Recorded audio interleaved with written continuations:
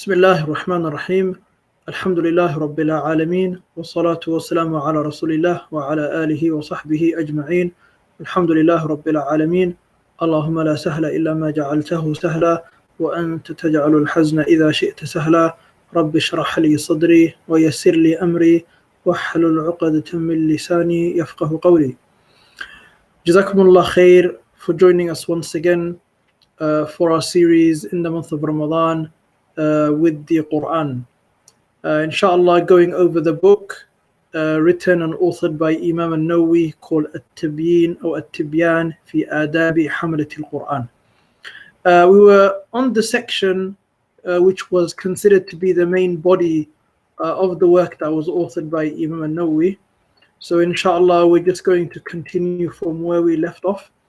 And we are going to be quoting some of the early Salaf, so some of the early Muslims in this lesson. So the author, he mentions, قال المؤلف رحمه الله ونفعنا الله بعلومه في الدارين آمين. He says, may Allah subhanahu wa ta'ala enable us to benefit from his knowledge. وعن سهل التستري رحمه الله. So he's quoting one of the early scholars called Sahal al-Tustari. So he said, عليه رحمة الله, may Allah have mercy upon him, he said, نظر الأكياس في تفسير الإخلاص. So he said, the intelligent people, those who are intelligent, so al-Akyas is plural of al-Kayyis. Al-Kayyis is somebody who's intelligent. So he said, نظر الأكياس في تفسير الإخلاص. The intelligent people, they came together and they looked into the meaning of al-Ikhlas or sincerity. So they looked into a befitting meaning for the word al-Ikhlas. فَلَمْ تَجِدُوا أو فَلَمْ يَجِدُوا غَيْرَ هَذَا. And all they found was, so the author says, they didn't find anything except أَن تَكُونَ حَرَكَتُهُ وَسُكُونُهُ فِي سِرِّهِ وَعَلَانِيَّتِهِ لِلَّهِ تَعَالَى وَحْدَهُ. He said, they didn't find anything except that all of your movements and your moments of stillness in secret and in open is for the sake of Allah. So this is a really high maqam, or this is a really, really high position for one person to get themselves to. It takes a journey to be able to reach this position. So this is the best of what we can describe as being muhsin, or the concept of al-ihsan. So everything that somebody does, whether they're doing an action or they're in a state of stillness, or they're immobile, or they're not doing anything at all, it's still for Allah's sake. So they said the Akyas, or those people who are intelligent, when they determined to find out the reality of sincerity, that which they found out was that a person's movements, every move that they make, every moment that's immobile, meaning they're not doing anything, when in secret and in open, is for the sake of Allah. لا يمازجه شيء. Nothing mixes into or disturbs this reality. لا نفس. No nafs, or meaning the inclination of the soul. ولا هوى. No desire. ولا dunya. And nothing from the worldly life. And this was mentioned by Al-Bayhaqi in Shu'ab al-Iman. So in his Shu'ab, he mentions this narration. So this is really speaking about, this encompasses every single moment of one's life. So the moments when you're doing something, the moments when you're not doing something, the moments when you're by yourself, and the moments when you're out in the open. Okay? Meaning at all times, you are in a state of absolute sincerity to Allah. That's what sincerity means. And then the author, he says, this sincerity or this reality isn't disturbed by the inclination of the soul. Meaning if there is an inclination, they can be. So the whole point is that there can be an inclination of the soul. However, that inclination does not disturb this sincerity. So meaning it's kept separate. Whereas for many people, the inclination of the soul overpowers, the person's sincerity.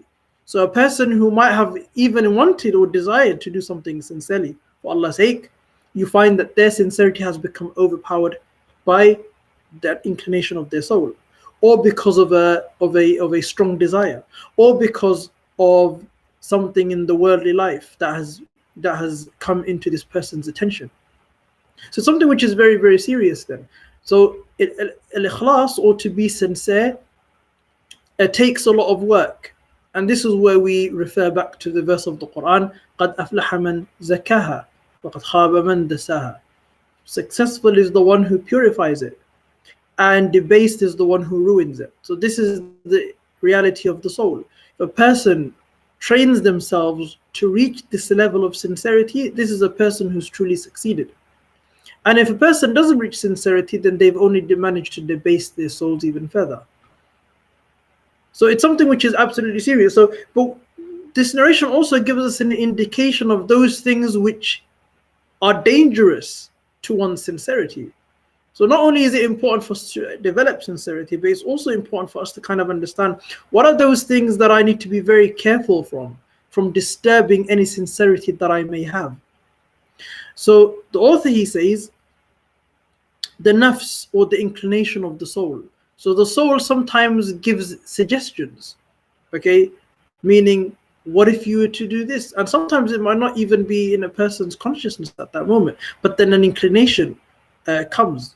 And this inclination suggests that a person should do something which it shouldn't do. So that inclination of the soul, something that the soul yearns for, the soul enjoys, although it may be wrong. That's something that threatens a person's sincerity. In a situation in which you would be doing something for Allah's sake, something sincerely for His sake, the inclination of the soul may incline towards something else. So the soul may want to achieve status, for example. The inclination of the soul may desire, a good reputation or being renowned. So that's an inclination of the soul that comes into conflict with sincerity. So this is very important for us to know, because depending on the strength of the inclination and the strength of the sincerity, or the level of sincerity, you can find a situation in which they try and balance each other out, and sometimes the sincerity will win and sometimes the inclination of the soul will win. So the inclination of the soul, you should be the head and you should be the one in charge, or you should be the one known by everybody. Everybody should know you. You are the one who's on top of everybody else. These are the kind of things that come into conflict with sincerity. If I do this, everybody will know who I am. That's something which is very dangerous. Though then he says, wala hawa, no desire. So there's a desire. There's a natural desire in the soul. There's a natural desire for something.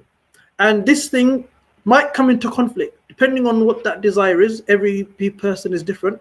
Depending on what that desire is, that might come into conflict with the person. So the person needs to be very, very careful. If they have a desire, a base desire that comes or that can come into conflict with anything that they're doing for Allah's sake, that should be avoided. Wala dunya, nor anything that this worldly life can throw at you.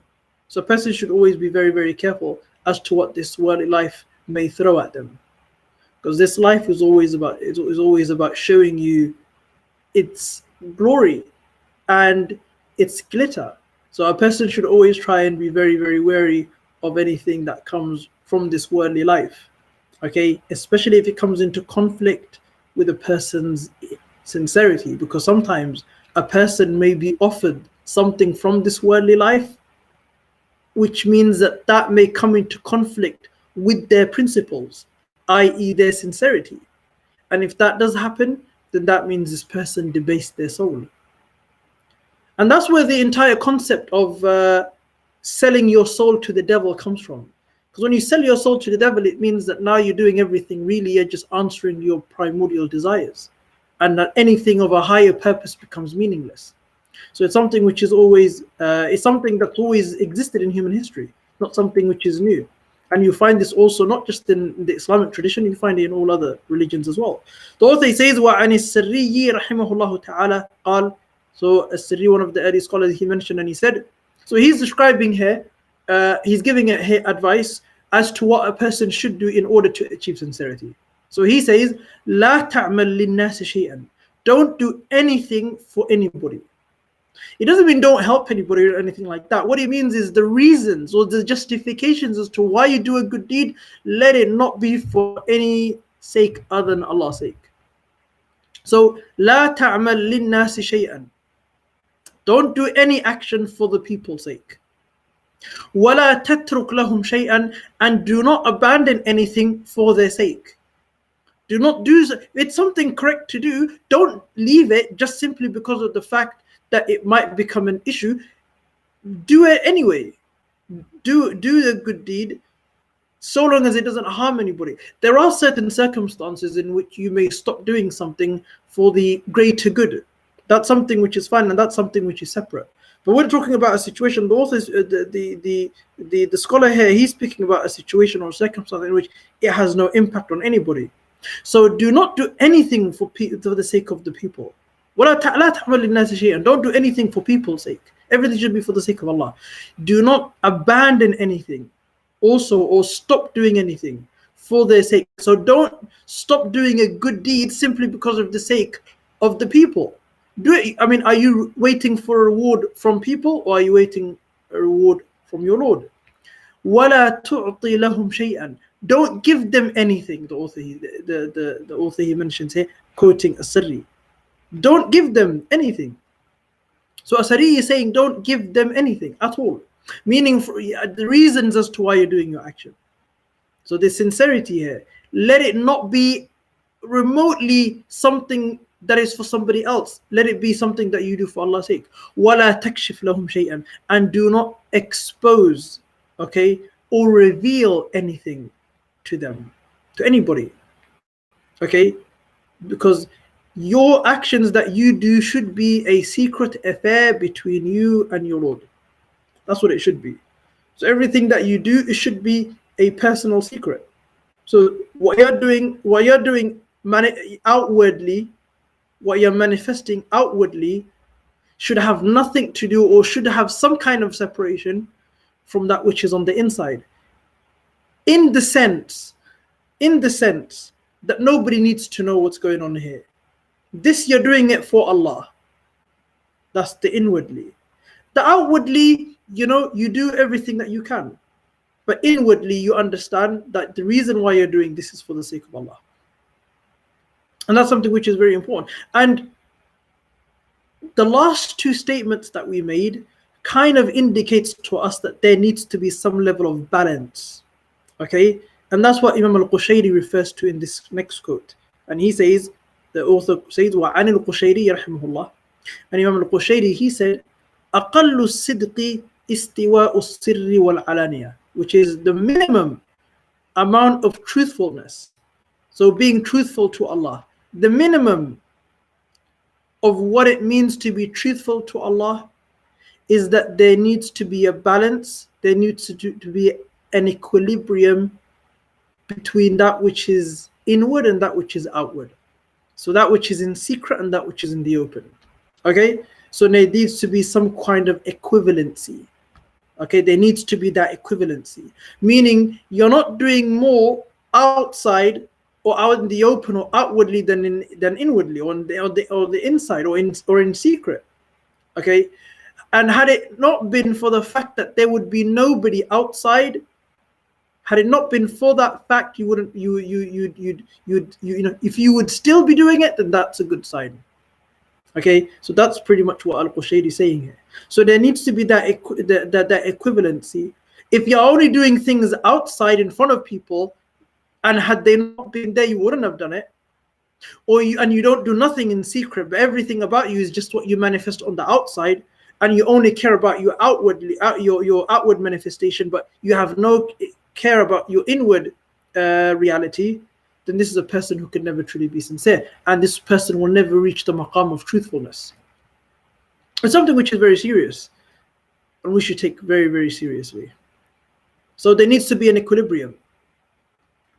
Does my inward reflect my outward? That's how it should be. So there should be some kind of reflection. My inward, because of my inward, the result of my inward is my outward. That's what it is. So don't get it confused with the statement that we mentioned earlier, when I said earlier that there should be some kind of meaning that everything on the inside is a personal affair between you and Allah. That does not need to be exposed to anybody. Okay? That's not anyone else's business. Your sincerity is between you and your Lord. And that's how it should be. The author, he says, and he quotes Al-Harith Al-Muhasibi. So Al-Harith Al-Muhasibi, he's the author who wrote the book Risalatul Mustarshidin. So Imam al-Nawawi quotes him, making a very important statement, and he says, وعن الحارث المحاسبي رحمه الله تعالى, the great Imam al-Harith al-Muhasibi, he said, as-sadiqu, the truthful person, the one who is meaning truthful to Allah. We're talking about somebody who is truthful to Allah. as-sadiqu huwa alladhi la yubali لو خرج كل قدر له في قلوب الخلق من أجل صلاح قلبه. He says the truthful person, or the one who is truthful to Allah, is the one who doesn't really care or is not bothered if every single person or the entirety of creation lose all of their respect for him in relation to him or her working towards the betterment of their heart and the rectification of their heart. So if my journey to become better and to become closer to Allah and to rectify my soul will only mean that I will be given blame by people, or people will lose their respect for me, then so be it. A sadiq, a person who's truthful, doesn't really care. So the person who's truthful doesn't really care if they are on their journey, that every single person would then lose what respect that they've had for this person when this person is doing everything that they're doing for the betterment of their own soul. لا يبالي لو خرج كل قدر له في قلوب الخلق من أجل صلاح قلبه. So it's a very, very amazing statement that he made. Sometimes we kind of care about what people think. Sometimes what people think is that which only matters. So if that's the case, then what does that say about who we are? And what does that say about our inward reality? If our inward reality is one in which we only care and we're only doing everything because of the sake that people are looking at us and people have a certain amount of respect for us, or we have a certain status in society, or people look at us in a certain way, and I'm not willing to lose that, whatever the circumstances, I'm not willing to lose that at all, no matter what happens, then is that sincerity? Absolutely not. Is that being truthful to Allah? Absolutely not. As-sadiqu, the one who is truthful, huwa alladhi la yubali, the person who's truthful is the one la yubali. He doesn't really, or she doesn't really care too much. لو خرج كل قدر له في قلوب الخلق. If they lose all of their respect, or if the people or the creation were to lose all of their respect for them in relation to their journey of betterment of their hearts. So the betterment of their hearts and the reclination of their hearts and the rectification of their hearts and to purify their soul, if that means that I would lose a lot of people along the way, and I would lose a lot of people, and many people would not have love in their hearts for me anymore, or respect me as much anymore, then that's fine. They wouldn't care. So the person who's truthful doesn't care, because ultimately they weren't doing it for the creation anyway. That's the whole point. So it wasn't for the sake of the people that they were doing what they were doing. It was already for the sake of Allah. So it doesn't really matter. People's opinions doesn't really factor into why they're doing what they're doing. So that's a sign of truthfulness, and that's a sign of sincerity. Sometimes, it's quite interesting because we may disagree with people who think differently to us, but we can kind of understand that at least, this person is willing to kind of ostracize themselves because of what they believe in. So even if we don't agree, it at least gives us, or it embeds in us, some kind of respect for this person, even if you completely disagree. And that's something which is interesting. And this comes from this is from Allah subhanahu wa ta'ala. You gain an inclination of respect to somebody despite your disagreement with them, simply because of the fact that they are doing something that they truly believe is true. And that could be absolutely wrong what they're doing. It could be absolutely, completely incorrect. But the fact that they are doing something, that shows that they're truthful in their sense, in their own world, which is quite interesting. Then he says, and the statement is continuing, so this quote is continuing. وَلَا يُحِبُّ اطِّلَاعَ النَّاسِ عَلَى مَثَاقِيلِ الضَّرِّ مِنْ حُسْنِ عَمْلِهِ, which means, and this person doesn't wish for, nor do they desire, that anybody is exposed to even the smallest and the most minute amount of good deeds that they've done or that they're doing. So you should never, if we want to be sincere, we should not wish for, or I wish the person just walks in right now while I'm praying. I wish that person just takes a glance at me just to see that I'm reading the Quran.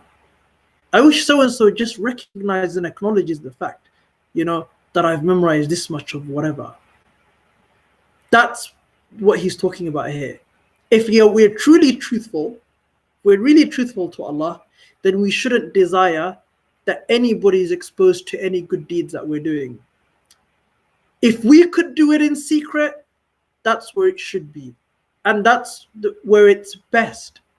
وَلَا يُحِبُّ اطِّلَاعَ النَّاسِ عَلَى مَثَاقِيلِ الضَّرِّ مِنْ حُسْنِ عَمْلِهِ. A truthful person does not desire, nor do they wish, that any person is exposed to even the most minute good deeds that they've done or that they're doing. And look what he says here, he continues. وَلَا يَكْرَهُ اطِّلَاعَ النَّاسِ عَلَى السَّيِّئِ مِنْ عَمَلِهِ.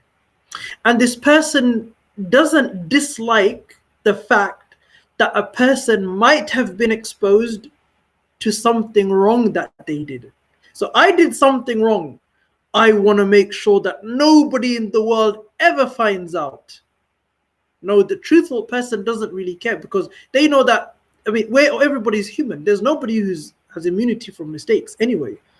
But the whole point is everything is in balance. A person who's sincere is living in balance. If they don't love the fact that people know the good that they do, they don't really care about people being exposed to or knowing about anything wrong as well. وَلَا يَكْرَهُ. They don't hate the fact that people might be exposed to some deficiency or some flaws that they may have. So that somebody, let's say for example, there might be somebody who has miserliness. So let's say they have an issue with bukhul. Bukhul is miserliness. So they don't like to give charity because they like to hold on to their money, as an example. So people don't like, this person doesn't care if they were sincere or truthful to Allah. It means that they wouldn't hate the fact that people know that flaw about them. Imagine. And Al-Harith al-Muhasibi continues, he says, فَإِنَّ كَرَاهَتَهُ لِذَلِكَ. He says, because if they really dislike people knowing about their flaw, if they really dislike it, because if they really, what does it mean? It means that you only want to portray a saintly picture of yourself. You're a saintly person. Nobody's a saintly figure. Everybody has their faults and their mistakes. He says, فَإِنَّ كَرَاهَتَهُ لِذَلِكَ. That great amount or that disproportionate amount of dislike that they have for somebody being exposed to any flaw is an evidence. دليل على أنه يحب الزيادة عندهم. It's an evidence that suggests that this person has a desire from these people. You will only have because when you only portray a false picture from somebody that you have some desire from. You have a desire from them. You want them to look at you in a certain way. You want them to treat you in a certain way. You want them to imagine you in a certain way. You want them to maybe give you something, or you expect things from them. Then obviously there's certain things you don't want them to forever find out about you, whatever the cost. So that's what the author is talking about over here. That's what he's mentioning Al-Harith al-Muhasibi. We're talking about deep psychology. He's talking about real psychology over here. So why people do things. He's saying that level of dislike that somebody is simply because of the fact that we haven't let go of the fact that, we haven't let go of the fact that we want people to always have a good perspective of us. And that's what it is. And we have a certain desire from them, whatever that is, whatever that desire or that increases in having a good reputation, them looking at you in a good way, them giving you something, whatever the case is. And then he concludes, Al-Harith al-Muhayyi by saying, وَلَيْسَ هَذَا مِنْ أَخْلَاقِ الصِّدِّيقِينَ. He says this is not the behavior of the truthful people. So this is not the behavior of the truthful one. And this is mentioned in Risalat al-Qushayri. As Imam al-Qushayri, he transmits this statement in his treatise, famous treatise called Al-Qushayriya. So it's very interesting how we do so much and how much we take care of ourselves simply because of the opinions that people may have of us. Imam Nawawi, he quotes and he says, وَعَنْ غَيْرِهِ and regarding others. I mean, there's other statements that, for example, say, إِذَا طَلَبْتَ اللَّهَ تَعَالَى بِصِدْقِ أَعْطَاكَ مِرَاءَةً تُبْصِرُ فِيهَا كُلَّ شَيْءٍ مِنْ عَجَائِبِ الدُّنْيَا وَالْآخِرَةِ. This is also mentioned in Al-Qushayri, or Risalat al-Qushayriya. So he says, there's a statement made, that if you desire, it's been said, if you seek out Allah with truthfulness, meaning if you seek Allah with truthfulness, أَعْطَاكَ مِرَاءَةً, Allah subhanahu wa ta'ala will give you a mirror or a reflection or a reflective object. تُبْصِرُ فِيهَا, you will see in it everything from the amazement and the wondrous things of this worldly life and the afterlife. Meaning you will subject yourself to many miraculous experiences. If you are truthful to Allah in seeking Allah's pleasure, and if you're truthful in your relationship to Allah, you will then expose yourself and you will reach a position in which Allah subhanahu wa ta'ala will show you what Allah subhanahu wa ta'ala says what happened when Ibrahim sought out Allah. وَكَذَلِكَ نُرِي إِبْرَاهِيمَ مَلَكُوتَ السَّمَاوَاتِ وَالْأَرْضِ وَلِيَكُونَ مِنَ الْمُوقِنِينَ. Allah subhanahu wa ta'ala says, we showed Ibrahim the dominion of the heavens and the earth so that he can be from the people who have absolute certainty. So if you seek Allah out with truthfulness, Allah will give you that reflective object or mirror in which you will see all of the wondrous things in this worldly life and the afterlife. So you will see things which will amaze you, that you would have ever been experienced by the human being. And then Imam Nawawi, he says, وَأَقَاوِيلُ السَّلَفِ فِي هَذَا كَثِيرَةٌ. And the statements made by the early Muslims are many. He says, أَشَرْنَا إِلَى هَذِهِ الْأَحْرُفِ مِنْهَا. We only mentioned a few in this section. تَنْبِيهًا عَلَى الْمَطْلُوبِ, just to give notification and to give just to make it aware in relation to that which we are undertaking. وَقَدْ ذَكَرْتُ جُمَلًا مِنْ ذَلِكَ. He goes, I mentioned some of this already. مع شرحها, with a commentary, في أول شرح المهذب, in the beginning, on the introduction of the commentary of Al-Muhadhab. So Imam al-Nawawi, he wrote a commentary on a book called Al-Muhadhab. This book is written by Abi Ishaq al-Shirazi, and Imam al-Nawawi wrote a commentary on it called Al-Majmu'. So he says, in the beginning of Al-Majmu', I quoted many of these statements, similar statements that we mentioned here, along with a commentary on it.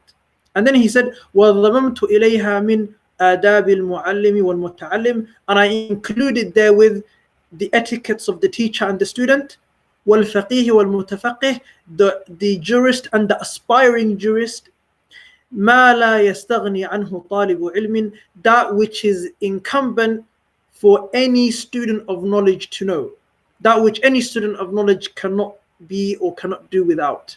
Then he says, the author, and he concludes with Wallahu A'lam, and Allah subhanahu wa ta'ala knows best. And in that we shall conclude this session. Jazakumullahu khairan, wa barakallahu fikum, wa sallallahu wa sallam ala nabiyyina Muhammad wa ala alihi wa sahbihi ajma'in, walhamdulillah rabbil alameen. Assalamu alaikum wa rahmatullahi wa barakatuh.